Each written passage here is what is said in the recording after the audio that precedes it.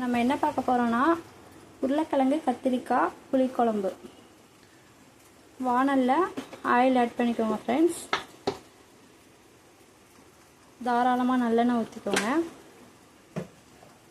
நல்லெண்ணெய் ஆட் பண்ணால் நல்ல டேஸ்ட்டாக இருக்கும். எண்ணெய் சூடானோடனே தாளிப்பு வடகம் ஆட் பண்ணிக்கோங்க. அப்புறம் கொஞ்சமாக வெந்தயம் ஆட் பண்ணிக்கோங்க.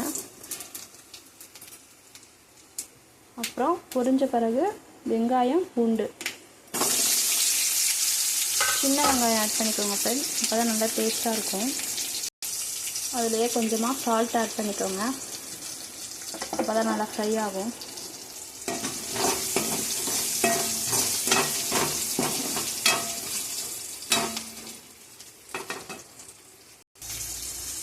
ஃப்ரை ஆன பிறகு நம்ம கட் பண்ணி வச்சுருக்கிற உருளைக்கிழங்கு கத்திரிக்காய் ஆட் பண்ணிக்கோங்க.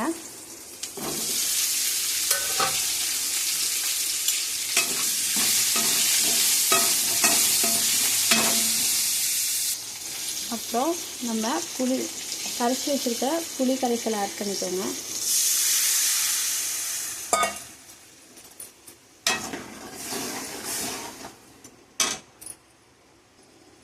தேவையான அளவு நம்ம வீட்டில் அரைத்த கலந்த மிளகாய்த்தூள் ஆட் பண்ணிக்கோங்க.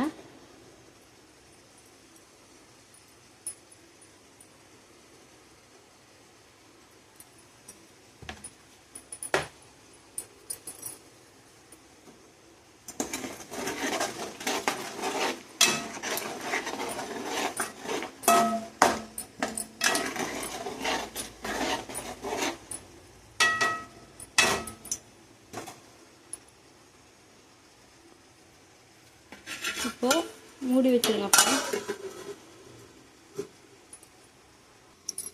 10 மினிட்ஸ்க்கு அப்புறம் ஓப்பன் பண்ணி பாருங்கள் ஃப்ரெண்ட்ஸ். மிளகாத்தூள் நல்லா கொதித்து எண்ணெய் பிரிஞ்சு வர ஆரம்பிச்சிட்டு ஃப்ரெண்ட்ஸ். அப்புறம் நம்ம அரைச்சி வச்சுருக்க தேங்காவை ஆட் பண்ணிக்கலாம். தேங்காய் பேஸ்ட்டில் கொஞ்சம் சோம்பு போட்டு அரைச்சிக்கோங்க.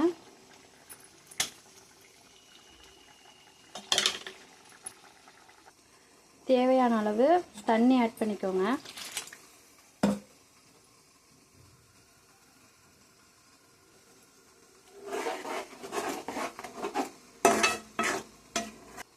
அப்புறம் ஒரு 5 மினிட்ஸ் மூடி வச்சுக்கலாம். அப்புறம் 10 மினிட்ஸ்க்கு அப்புறம் ஓப்பன் பண்ணி பாருங்கள்.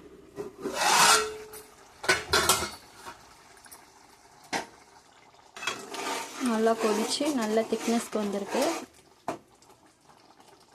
அப்புறம் நம்ம இறக்க போகிறப்ப கொஞ்சமாக நல்லெண்ணெய் ஆட் பண்ணிக்கோங்க. நல்லா சூப்பராக கமகமன்னு கத்திரிக்காய் உருளைக்கிழங்கு புளிக்குழம்பு ரெடி. ஓகே ஃப்ரெண்ட்ஸ், பாய்.